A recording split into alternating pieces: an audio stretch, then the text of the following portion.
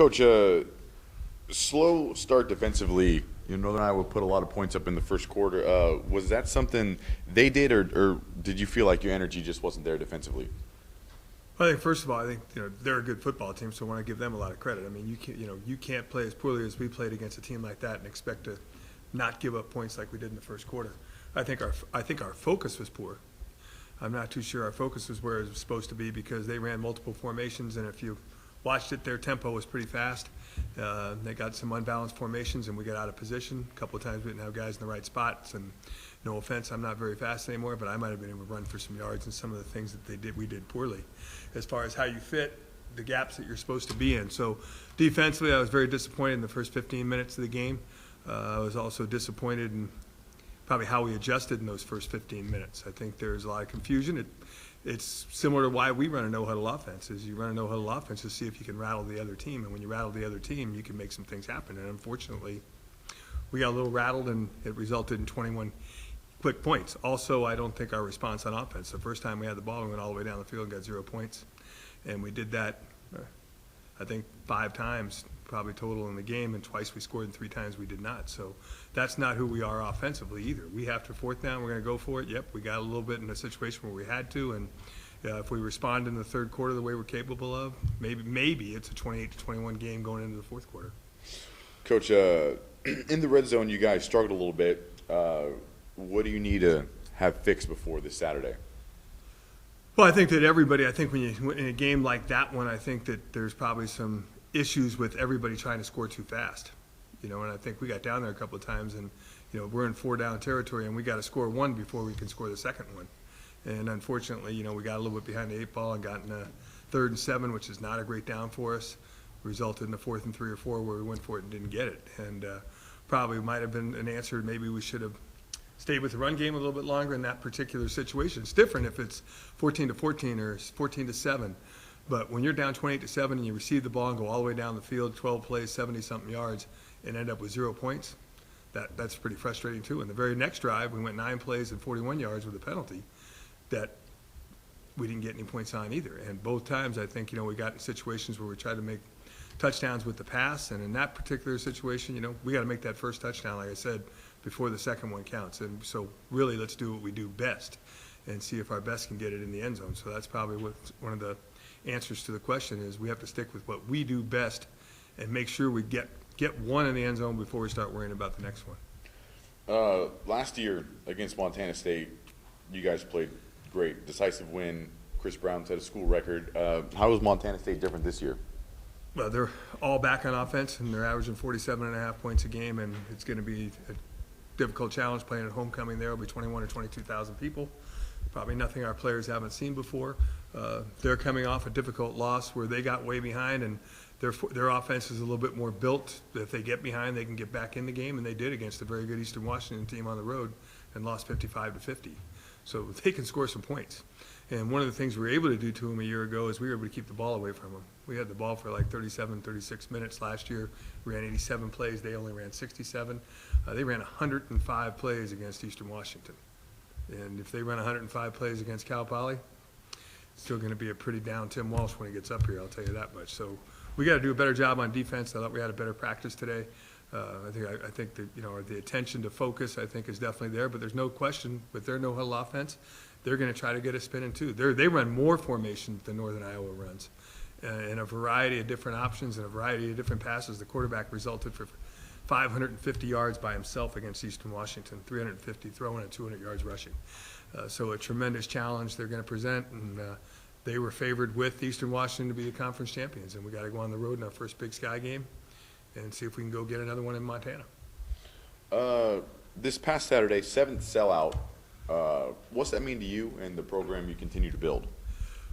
Well, I would have really liked it if we would have played a little bit better and might have brought them all back. But, in reality, the reality of the situation, we didn't play well. And if I was a fan, I wouldn't have been happy with where we were playing. If I was truly a Mustang, I probably would have stayed to the bitter end and watched the entire thing. There's no question about that. But I think that if I'm just a fan coming to the game to see a great college football game, we didn't play well.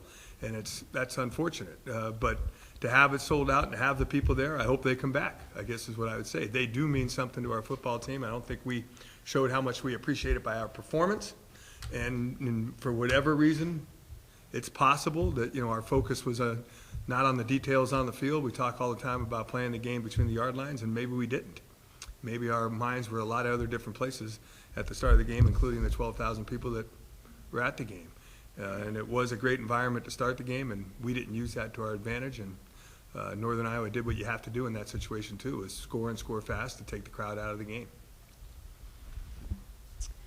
Is there anything in particular that you have been working on with the team this week in preparation for Montana State? Well, for the coaches, Sunday, we didn't coach well either. I want to make sure I say that too. We spent, 12 and a half or 13 hours on Sunday talking about Northern Iowa, as a staff, and making sure that we could get that past that. And we came out and we do our running and our lifting on Monday, and then we do corrections with our players. But since that point happened, we have to move on to Montana State. If we spend too much time on Northern Iowa, we're going to have a bigger problem than maybe we do have. So I think we got their attention. I think Northern Iowa's performance got our attention. Does that mean all of a sudden we're going to be 100% better? No. I guarantee we'll be more focused, which means that if they beat us, they're going to beat us physically. And as a coach, I want to make sure we put ourselves in a position to be in the right spot so that we give ourselves an opportunity to play the game the proper way. And if you don't line up right, you don't give yourself that chance at all. So we spend a lot of time on alignment on the defensive side of the ball, and this team can do some things that can fool you and get you out of place too if your focus isn't correct. So we got to be focused, and we've worked hard. We're doing some things of preparation that we did before the Montana and the Arizona State game, as far as how we prepare for a fast-paced game. And if they want to come out fast, hopefully we're ready for that challenge on defense. On offense, a lot of the times we made a tremendous amount of mistakes on offense. And even though we ended up with a lot of yards and had opportunities maybe to score some touchdowns, we didn't. I think the thing that we're emphasizing is consistency on offense. It's really plagued us a little bit the entire year, and we were fortunate against Montana to win, and we were fortunate that we played as well as we played for 53 minutes as a team against Arizona State. But when we have one team scoring as quickly as Northern Iowa scored, at that point our offense has to be able to match it, and we didn't match them. So there we get behind 21-0, and that causes us a huge issue. Okay.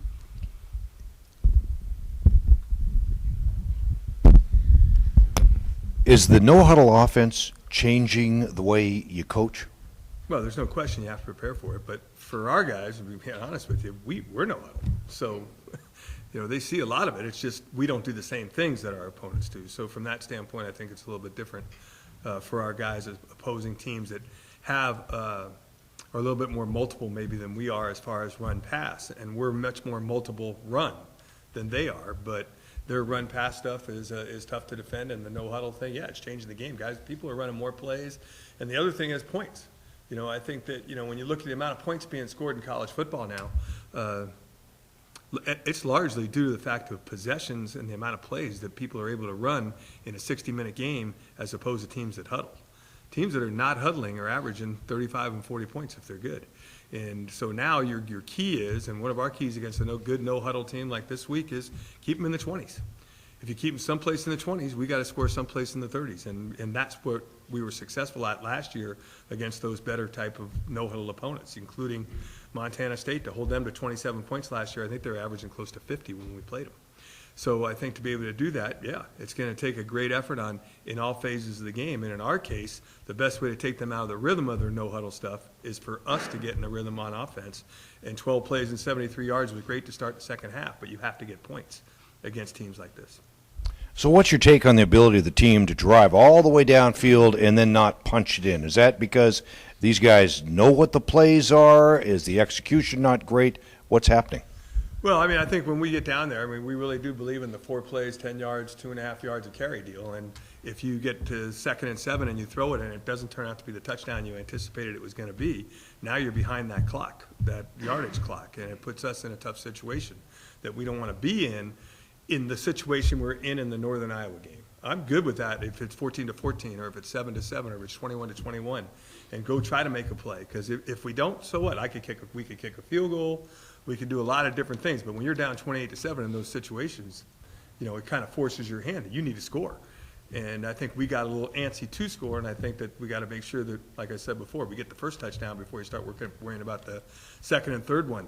And the other thing, I think it is difficult to go 15, 16 plays without making a mistake or two and score 75 or 80 yards. You're going to do it X amount of times, and in our offense, we can do it X amount of times, but can we do it 6, 7 times? That's a tough task for any offense. And, at some point in time, you're going to have to make some explosive plays that aren't 14 or 15 play drives. And, the more people see us play, the better I think people are trying to defend us. But that is not an excuse, it's a fact, and it gets down to us having to execute better, because if we execute better, good things will happen for us. And the other thing I think is important for us right now is that, I don't know if we led the nation last year in turnovers on offense. I think we only had 7 or 8 turnovers the entire season. We've had 6 already this year in 3 games. And the other night we turned the ball over 3 times, twice they scored touchdowns. That's not who we are. We got to do a better job of protecting the football on offense too. So there's a lot of things that go into exactly what your question was, that it's tough not to make a mistake in 14, 15 play drives. Getting back to Montana State, what do you think are the keys to winning? Well, I do think, at some point, if they make the explosive plays that they've been making against us, we'll struggle. And that's not, we can't allow that to happen. And they're very capable. They're very athletic. Like I said, they're multiple. Their quarterback's a dynamic player. So I would, keep the time of possession thing, I think, is going to be important. And for us, we're probably going to have to try to keep up with them on the scoreboard and make sure that we have as many points as they have as we go into halftime. And hopefully we've had the ball a little bit longer, and hopefully we can wear them out. And if I think that anything that probably helped us win the game last year was the fact that the possession clock and the number of plays that we ran kept the ball out of their potent offense's hands, and we turned a lot of them into touchdowns last year. And I think if we can do that again, then we'll give ourselves an opportunity. But it'll be a difficult place to play and a difficult place to win. It's our Big Sky opener, and we can make a statement that can kind of overturn what we did last Saturday by how we play this week. And that's kind of been the motto of our team, is that we have a fresh start. We're not out of anything. We're not in anything. We're 0-0, and we have the opportunity to go play the Big Sky opening game in Bozeman, Montana, and try to get a win. Would you agree that the Big Sky is playing a lot better football now and that there's more parity? I've coached in it for a long time, and I really do believe that there's 13 teams that are capable of beating anybody. In North Dakota right now, I watched them on play on the other day, and on defense, they're as good as anybody in the league. They do it a little bit differently because they're going to win on defense if they win, but they beat a good Wyoming team, and people aren't giving them a lot of respect. Southern Utah is a very good football team. Portland State is extremely improved in every way, schematically, as well as I think they're attitudinally really believing in what they're doing right now. So they're going to be difficult. And then there's the 5 or 6 that are always there. Northern Arizona, we're as deep as this league has ever been. Even when my first years from 97 until 2006, I always felt like we had enough athletes on our team, we would be in the top 4. And up until this year, I've always felt like we'd be good enough to be in the top 4 with a 13-team league. But I think this league is extremely competitive this year. And, I think, one of the things we let go last week, home games are going to be critical to the successes of all of us in the Big Sky. So therefore, you also have to be able to win a couple on the road. So we got one at Montana, but it didn't count as a Big Sky game, but at least we know we can win in that state now. So hopefully we can go back to Montana and get win number 2, which is a difficult task, but something hopefully we're up to. Has the team changed its attitude a little bit, knowing it's a Big Sky game? Well, I think that they've kind of understood that, everybody has talked about the gauntlet we had for the first 7 weeks, and now it's turned in probably to the next 12 weeks as far as who we are and what we're trying to accomplish. So, I think that they get it. I think this is a tough week for us, to be honest with you, for a lot of reasons. We played coming off a tough loss. School started. We were on the field at 6:20 a.m. That means we're in the locker room at 5:15 in the morning.